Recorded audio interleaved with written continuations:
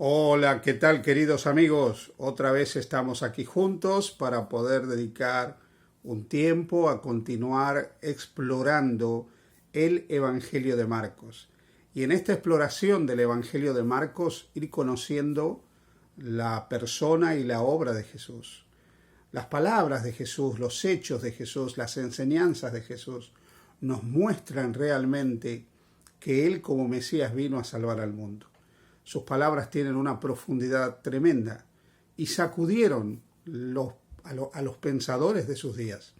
En la sociedad de los días de Jesús, la sociedad religiosa de los días de Jesús, había personas con ideas muy equivocadas y el mensaje de Jesús trastornó completamente esas ideas. Por eso Jesús se ganó muchos enemigos, especialmente entre los más pudientes. Viajemos juntos al Evangelio de Marcos para ver de qué manera el pensamiento de Jesús fue tan diferente al de los pensadores religiosos de sus días en el pueblo de Israel. El capítulo 10 del Evangelio de Marcos, desde el versículo 17 hasta el versículo 31, nos narra el encuentro de Jesús con un joven. La historia se conoce como la historia del joven rico. A partir del versículo 17 dice así: al salir él para seguir su camino, vino uno corriendo, o sea que era ágil, era joven, tenía vitalidad. E hincando la rodilla delante de él, se pudo arrodillar fácilmente, otro detalle interesante. Le preguntó: maestro bueno, ¿qué haré para heredar la vida eterna? Fijaros qué interesante, consideraba a Jesús un maestro, consideraba que era un buen maestro y estaba preocupado en cosas espirituales. Él quería saber cómo alcanzar la vida eterna. La respuesta de Jesús es interesante. Primero le dice: ¿por qué me llamas bueno? Ninguno hay bueno sino solo Dios. Esto es inquietante, porque pareciera que Jesús le está diciendo: ¿acaso crees que yo soy Dios para poder salvar? Porque el único bueno es Dios y Él es el único que salva. ¿Los mandamientos sabes?, le dice a continuación. Y le dice: no adulteres, no mates, no hurtes, no digas falso testimonio, no defraudes, honra a tu padre y a tu madre. Jesús se va al decálogo, a los 10 mandamientos, las 10 tablas, las 2 tablas de la ley donde estaban los 10 mandamientos. Esto es otra evidencia de que Jesús jamás estuvo en contra de los mandamientos, de que jamás vino a abrogar la ley, como lamentablemente algunos dicen. Y a continuación le dice: entonces respondiendo le dijo: maestro, todo esto lo he guardado desde mi juventud. Y aquí está la clave para poder entender lo que Jesús le trata de decir ahora a este muchacho, a este joven. Cuando él dice todo esto lo he guardado desde mi juventud. Hay uno de los mandamientos que Jesús no citó, no mencionó. Él estaba hablando de los mandamientos relacionados con cómo nos tenemos que comportar con nuestro prójimo. Pero hay otros no los mencionó, los podría haber mencionado. Uno que podría haber mencionado es: no tendrás dioses ajenos delante de mí. Pero no lo hizo.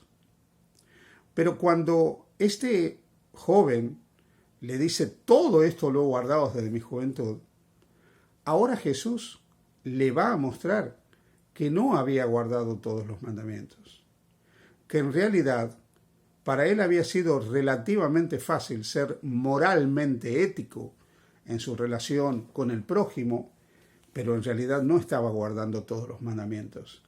En realidad no era fiel a Dios desde su juventud como él creía. Y a continuación Jesús le dice lo siguiente: entonces Jesús, mirándole, le amó.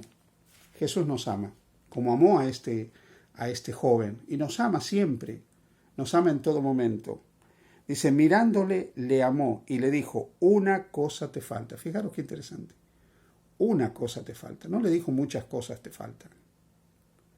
Vende todo lo que tienes y dalo a los pobres y tendrás tesoro en el cielo, y ven y sígueme tomando tu cruz.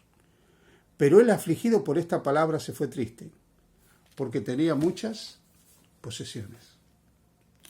Queridos amigos, queridos hermanos, Jesús le estaba diciendo a este joven: mira, una cosa te falta. En realidad lo que te falta es guardar los mandamientos completamente. No los estás guardando como tú dices, que has sido fiel desde la juventud. Es como si Jesús le dijera: mira, hay un mandamiento que dice: no tendrás dioses ajenos delante de mí. No te harás imágenes de mi divinidad, no las honrarás ni las adorarás. Y a veces hemos transferido esto solamente a la idolatría técnica, práctica. Cuando hablamos de imágenes para adorar, de ídolos, de dioses. Pero lo que Jesús le está diciendo es, si tú realmente guardaras todos los mandamientos, para ti, lo que más amaría, lo más importante en tu vida, sería Dios. Y no tendrías dioses ajenos delante de ti. Y el dinero es tu riqueza. Las posesiones y esas riquezas que tienes es tu Dios. Todo eso que tienes es tu Dios. Por lo tanto, estás teniendo dioses ajenos delante de mi Padre. Porque tú veneras y adoras más tus posesiones que a Dios. Sí, Jesús le estaba dando una lección a este joven que, como seguramente muchos jóvenes judíos eran arrogantes, pensando que ellos eran muy buenos y que todo lo habían guardado desde su juventud, y eran fieles, y estaban orgullosos de su fidelidad. Pero Jesús le está mostrando que él era un idólatra, porque había puesto el dinero y las posesiones materiales por encima de Dios. Te hago una pregunta a ti. ¿Cuáles son tus dioses? ¿Cuáles son aquellas cosas por las cuales tú no sigues a Jesús como le tendrías que seguir? ¿Cuáles son aquellas cosas que te impiden rendirte plenamente a Jesús? Quizás como este joven estás orgulloso de tu condición espiritual, orgullosa. Quizás tú crees que guardas todo, que observas todo. Pero Jesús te dice a ti y me dice a mí, una cosa te falta.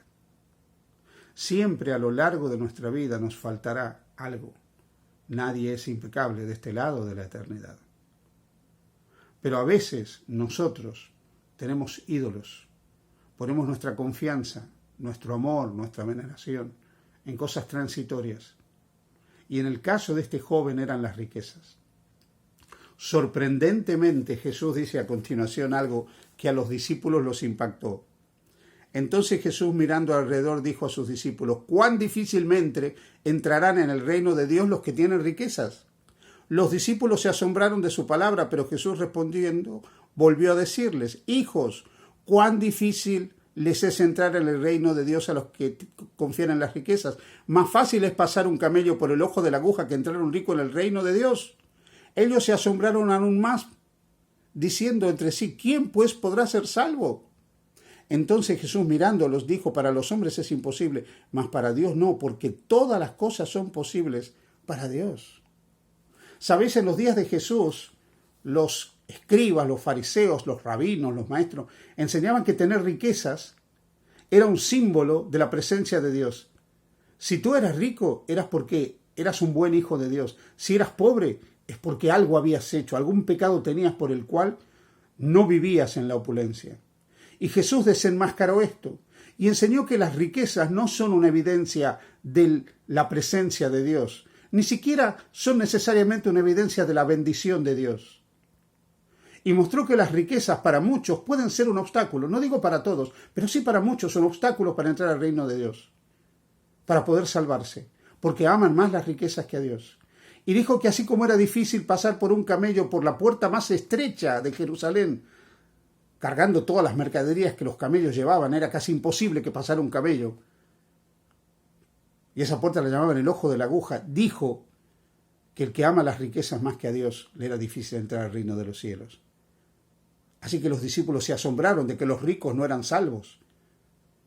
Y por eso él mostró que para Dios es posible salvar a todos si creen, si le aceptan a él, si están dispuestos a jugarse por él. Y por eso dice a continuación, respondió Jesús, dijo, de cierto os digo que no haya ninguno que haya dejado casa o hermanos o hermanas o padre o madre o mujer o hijos o tierras por causa de mí y del evangelio. En otras palabras, ninguno que haya puesto en primer lugar, no significa abandonar físicamente o emocionalmente a los que amamos, pero ninguno que haya puesto en primer lugar a Jesús como su Salvador será desechado.